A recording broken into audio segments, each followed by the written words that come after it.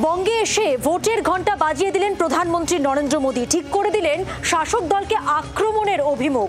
সেই সঙ্গে মুর্শিদাবাদ প্রসঙ্গও টানলেন তিনি।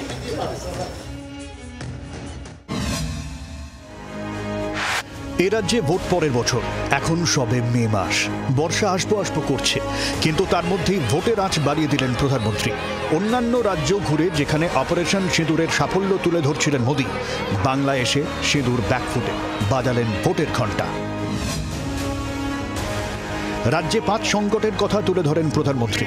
তার মধ্যে শুরুতেই সামাজিক হিংসার অভিযোগ তুলে উদ্বেগ তুললেন মুর্শিদাবাদ হিংসা প্রসঙ্গ। तुष्टीकरण के नाम पर गुंडागिर्दी को खुली छूट दे दी गई। जब सरकार चलाने वाले एक पार्टी के लोग, विधायक, कॉरपोरेटर ही लोगों के घरों को चिन्हित करके जलाते हैं और पुलिस तमाशा देखती है, तो उस भयावह स्थिति की कल्पना की जा सकती है। পাল্টা মণিপুর নিয়ে এক্স হ্যান্ডেলে পোস্ট করে তৃণমূল। গত 2 বছর ধরে মণিপুরকে কেন শান্ত করা গেল না, সেই প্রসঙ্গ তোলে মমতা বন্দ্যোপাধ্যায়ের দল।